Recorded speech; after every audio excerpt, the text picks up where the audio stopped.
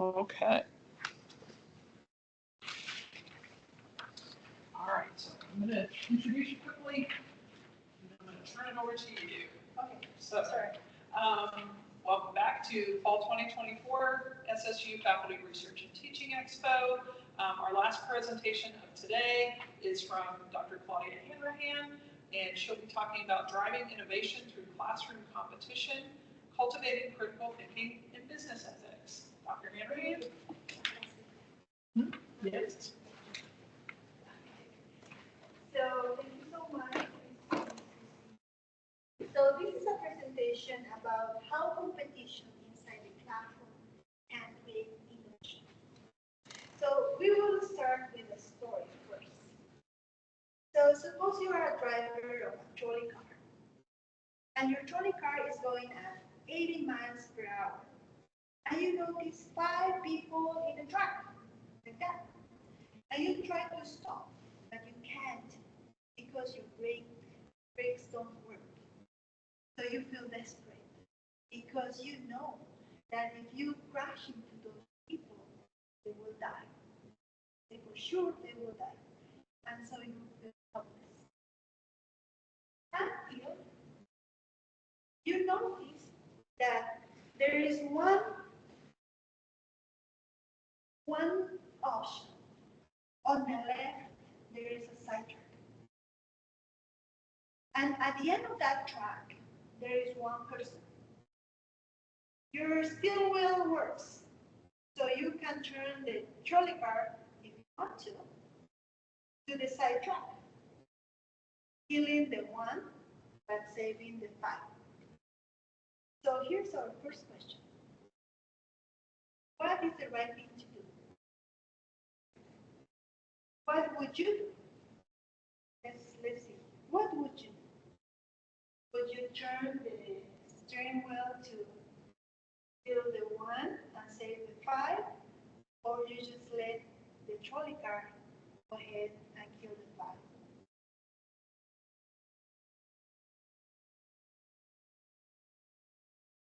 But I will assume that you are going to turn the steering wheel, save 5, with the assumption that you will adhere.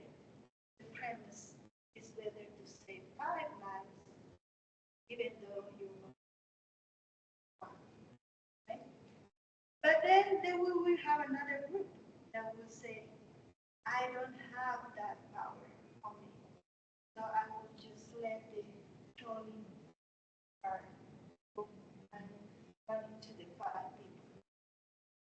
Let's consider another trolley car case. Okay? And see whether those that were initially adhered to the idea of turning the steering wheel to save the 5 and kill the 1 will still will be adhered to that principle. This time, you're not the driver. This time, you're only standing on a bridge overlooking the trolley car track. And down the track comes the trolley car. At the end of the track are 5 people laying on the track. The brakes don't work. The trolley car is about to run into the 5 and kill them. And now you're not the driver, so you really feel helpless. You know what to do. Until you notice, standing next to you, leaning over the bridge, is a large man. And you could give him a little push. He will fall over the bridge onto the track, riding the weight of the trolley car. He will die, but you will save the 5. So now, who will push the large man over the bridge?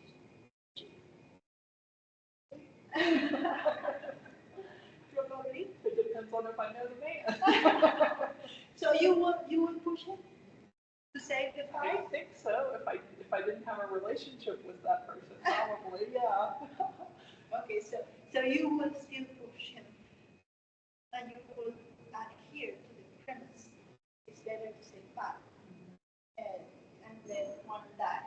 Okay, but maybe there are other persons that will say, I will not push the large man. He is owner of his own life, right? And will feel like a crime by pushing. They will go to jail. But in that circumstance, that would just be next to him, but you found that there is a button on in the middle of the bridge. And once you push the button, but intentionally, you will find that there is a door trap. So he will push anyway. So would you push the button? Probably, and you will not go to jail because that's intentionally, right? But that's just. So in this example, let's step back from this story and this argument to notice a couple of things about the way the arguments have begun to. Certain moral principles has already begun to emerge from the discussion we had. Some people will say, I will push him. Other people will say, I will not. Something wrong about that. And let's consider that those moral principles look like this. When faced with the dilemma of pushing the large man to save the five people on the track, people may hesitate. People were not sure. Despite the clear outcome of saving five lives, doesn't really feel the right thing to do. Even when considering alternatives, such as pushing the man directly, but instead opening a door that will open the door trap. People hesitate. Some of us felt that the intrinsic quality of character of the act mattered morally. Some people argue that there are certain things that are just categorically wrong, even if they bring about a good result for the greatest majority. Even if they save five people at the cost of one life, it looks wrong.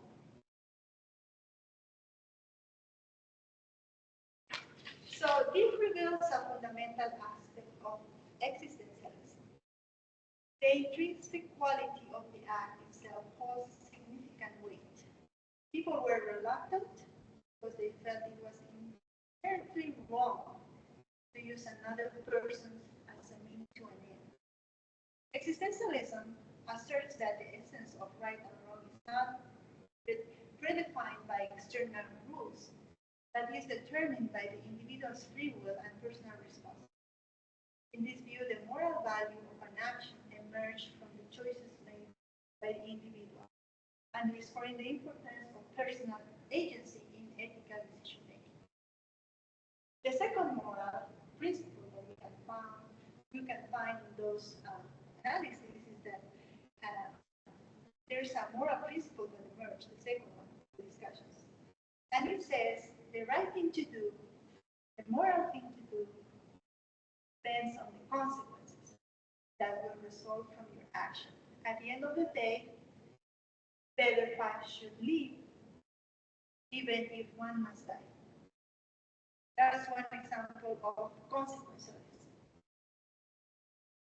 Consequentialism locates morality in the consequences of the act, in the state of the world that will result from the things you do.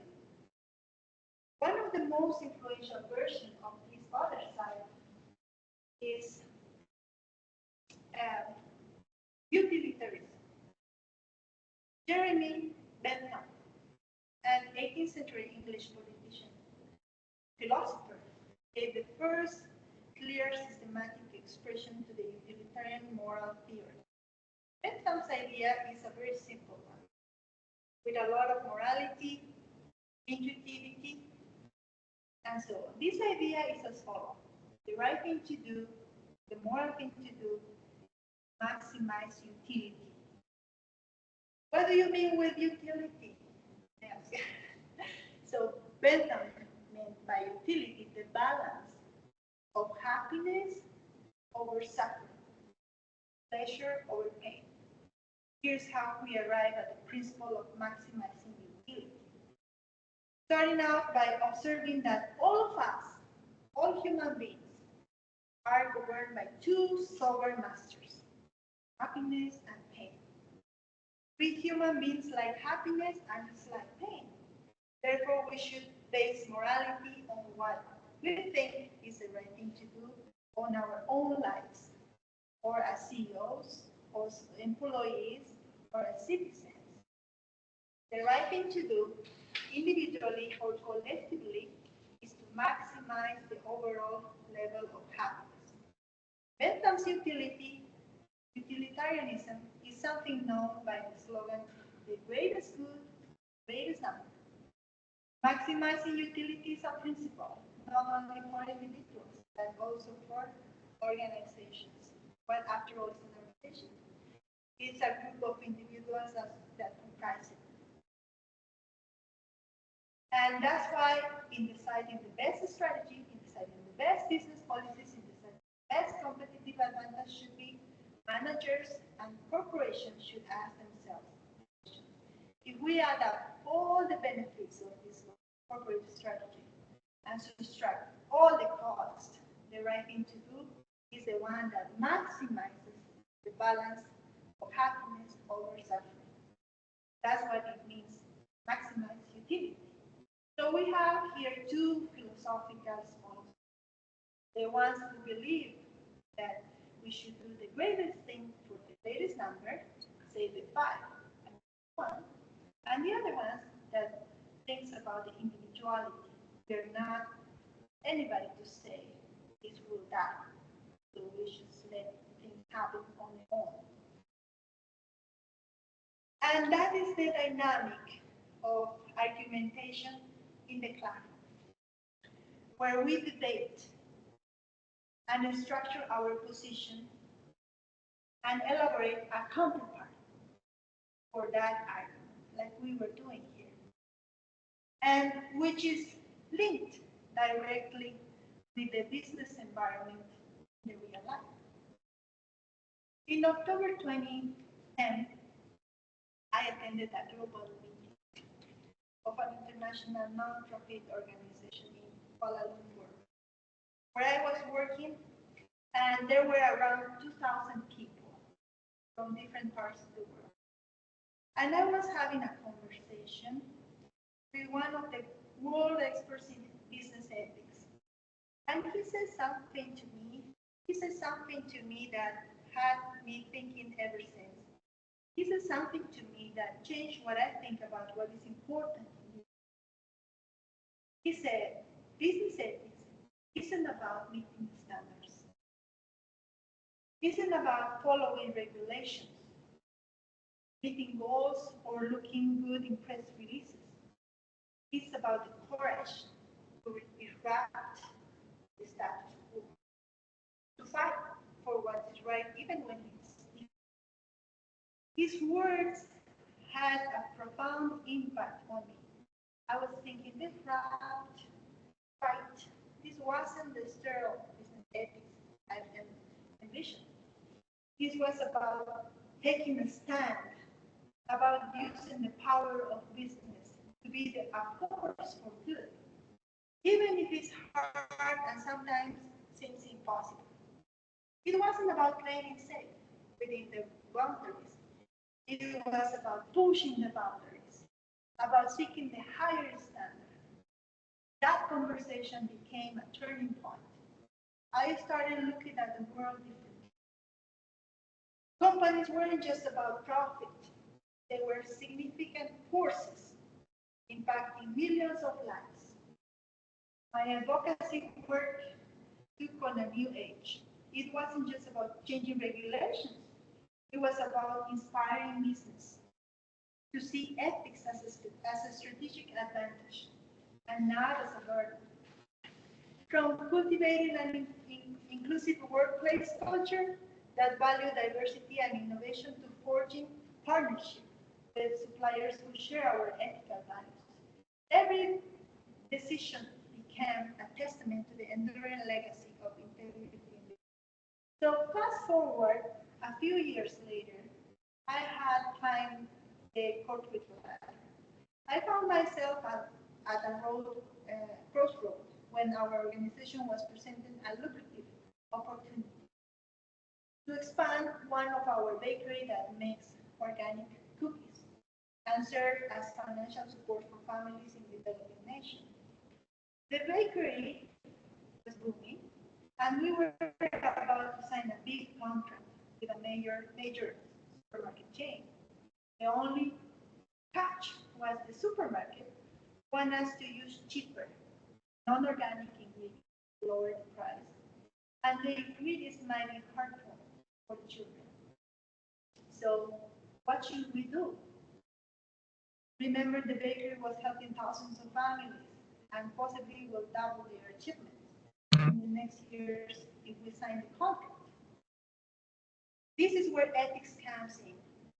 This is where disruptive decision takes place. We face a tough decision.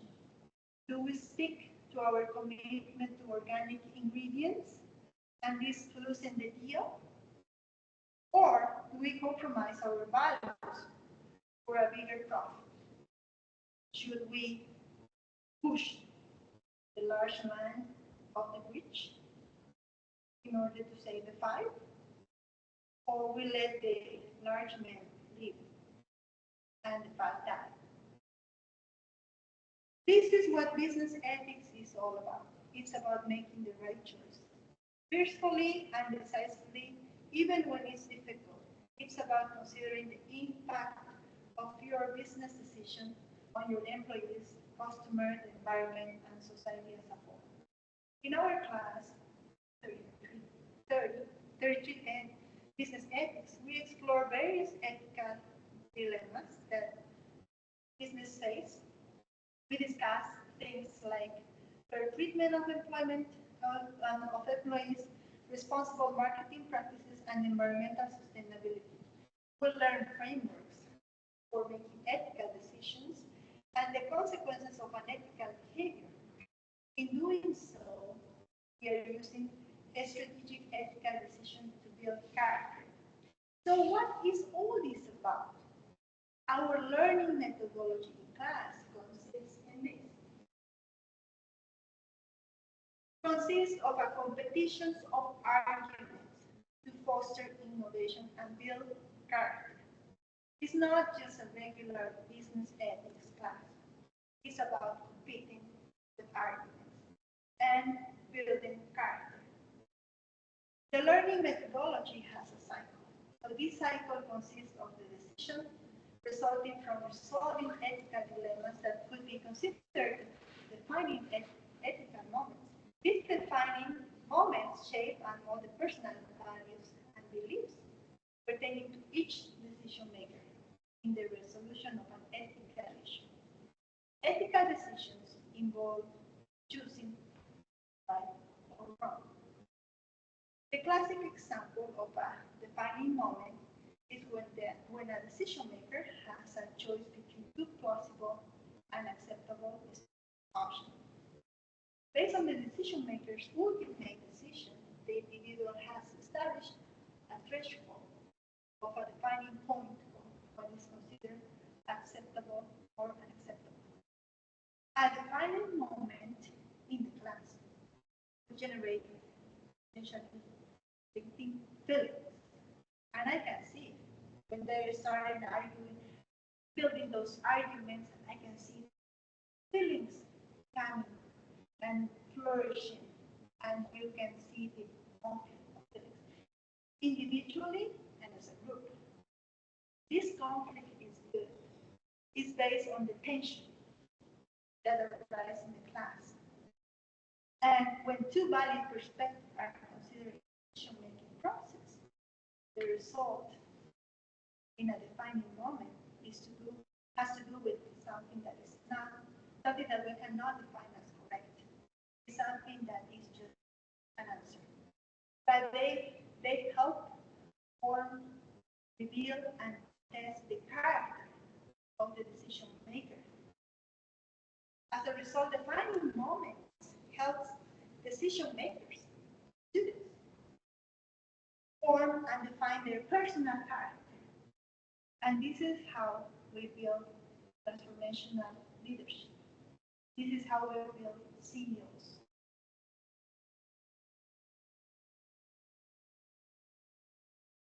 By leaving our comfort zone and creating new ideas, we reach the point of innovation where we reinvent ourselves.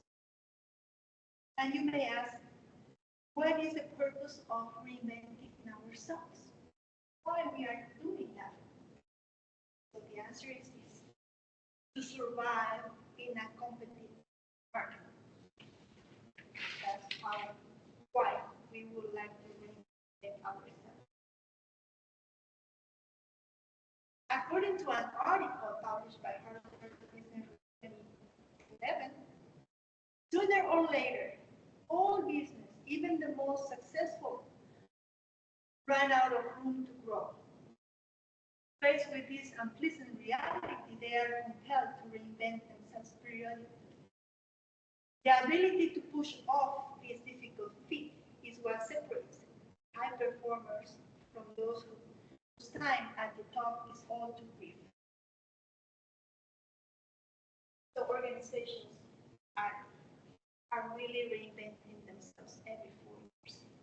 If not, they will eventually die in the market. One of the main points of the study of Harvard Business study is that companies often lose focus on developing and retaining enough of what we call serious talent. People with both the capacities and the will to drive new business growth, which can be achieved by people willing to leave the comfort zone and have the character to achieve innovation with new ideas, which can be seen in high-performance companies that need up-and-comers who can grow a new business, not just manage an old one. High-performance and competitive companies are looking for people who will thrive in a business, who will change their environment with new ideas and innovation. As Isadora Shah, CEO of the Four Seasons Hotel and Resorts, put it this way: I can teach anyone to be a waiter of the luxury hotel chain, but you can't change an ingrained poor attitude. We look for people who make a difference. But not all is on the student's ability to develop critical thinking and idea creation. It's also our responsibility as educators, teachers, professors, or instructors to create syllabus and facilitate elements in the classroom to seek a better way to activate the curiosity and innovation in the classroom through the development of argument and the pursuit of their passion. And this exact point was one of the results of an international research about teaching skills in management. From 2013 to 2017, I led an international research to answer the question, what skills are fundamental to teach in management? The research was conducted through a comparative study between 5 universities in Colombia, Brazil, and Ecuador. And there are the universities that participated on the international research. Management research is crucial for development of knowledge and practicing discipline. However, teaching remains a complex challenge, requiring specific instructor competence. The research draws upon the theoretical framework of competencies, ecological and methodological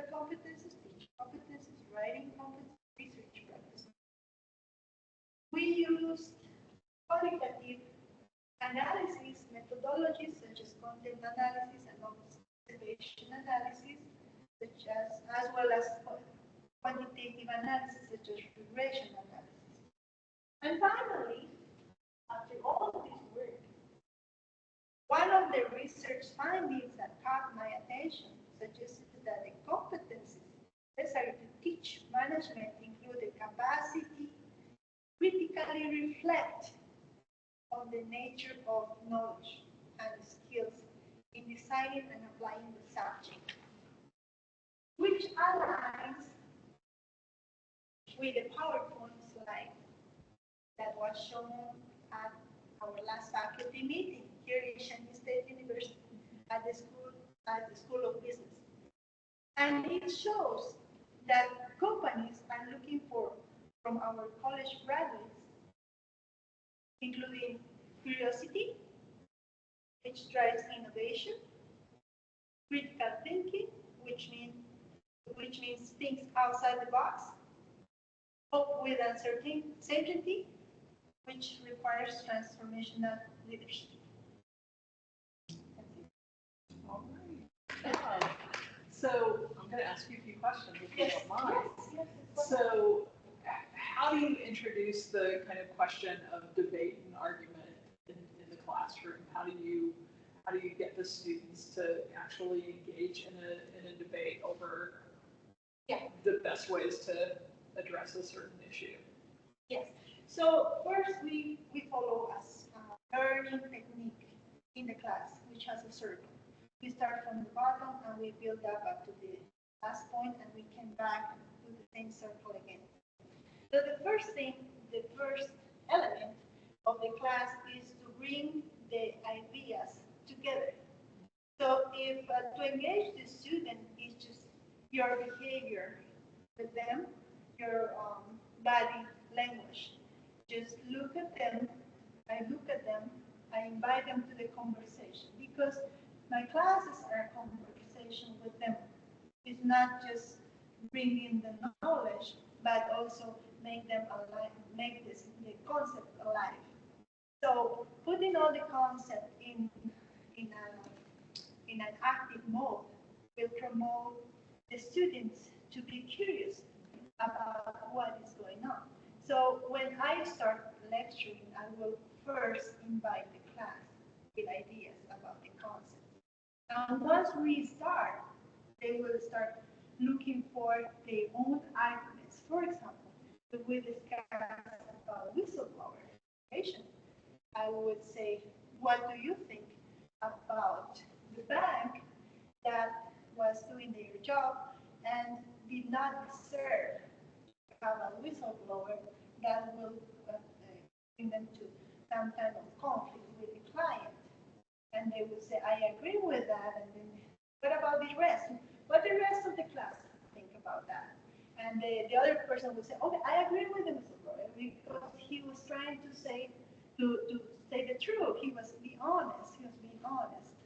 And there would be another student that would say, maybe not. Maybe he was not honest. Maybe he would want to sell the information and get some profit out of it. And what about the bank? Why the bank? Who think that the bank has the right to pursue justice with this whistleblower?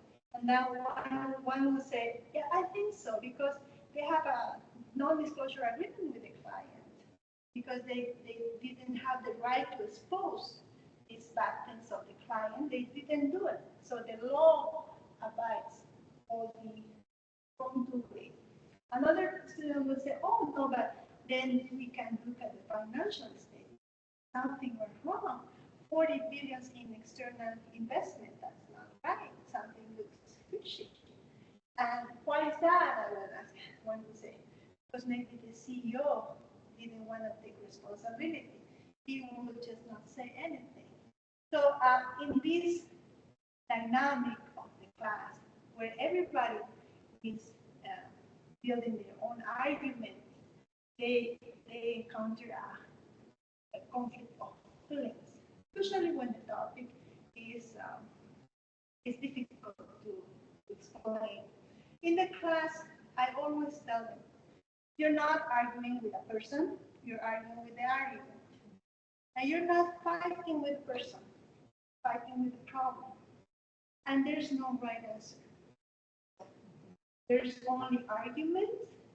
And once we have these arguments in the climate where we have our feelings, conflict of feelings, we will reach a point of tension where the class wants to know what is it? What is it? What is the winning argument, right? So the point of tension, when we get the point of tension, all of us will have I would say, group contract where we agree but not saying it that this is the winner. This would be the right thing to do. Or maybe two arguments would be the right thing to do. And with this, we build character. So that kid, that student, that was not saying nothing, and all of a sudden his argument had a great point, will start building character. And this happens all the time in organizations. And this is how CEOs turn into a transformational leaders. This is the process. Now, I ask the students, what do you think? Do leaders born leader, or do they are trained to be leaders? What do you think? I think there are people who are born with certain skills and capacities that maybe make them more amenable to leadership, that maybe like put them a little ahead of the game. But I think most people, under the right circumstances, can develop the skills to be leaders. And I think it's helpful to think about leadership doesn't just look one way; it can look many different ways. Right. So if we look into the literature, there's no answer about that. Some will say you have traits that you were born with, and some of them will say there are techniques to have a leadership on your career. So because we don't have an agreement in the literature, I would say, and I said to them, all of us, this shows us that all of us has the potential to be leaders. Some of us will born with traits of leadership. Some of us will develop it later. But all of us right now, we have the potential to be leaders. Leaders in our class, leaders in our jobs, leaders in our family, in our friendship. And leadership doesn't mean that you are going to pass around. Leadership is when you walk and you see that people are following you. Whereas a manager, regular manager, he can be walking and look back and nobody's following him. So that's the difference. And we need to train to make this happen. These are soft skills. So the way we train is every day we do this circle of building character. And when it will come our time, we will be managers and then CEOs and then leaders. And that's how leaders and transformational leaders are built. They are just born like that.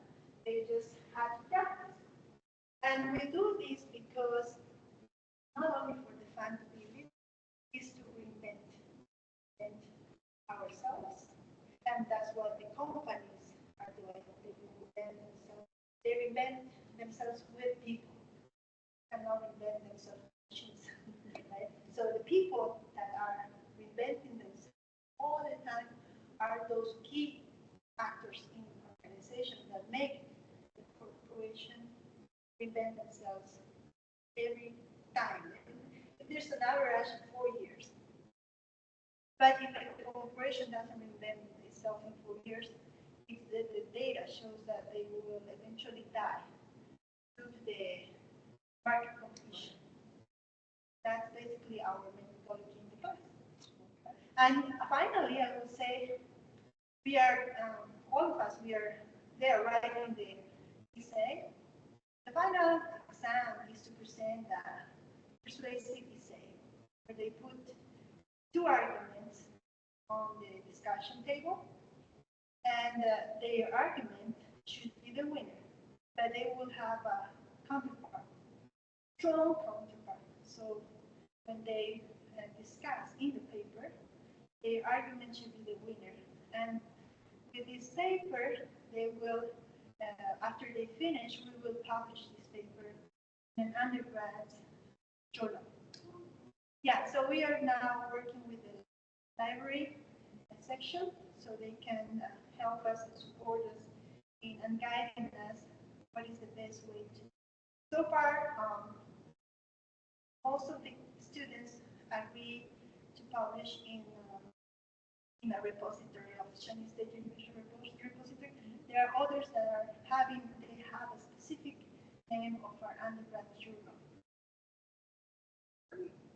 And then I hope they will, I didn't promise that they will be accepted in the journal, but the only way to know is try. That's the only way. Well, thank you very much. Thank you for listening. Of course. Start recording here.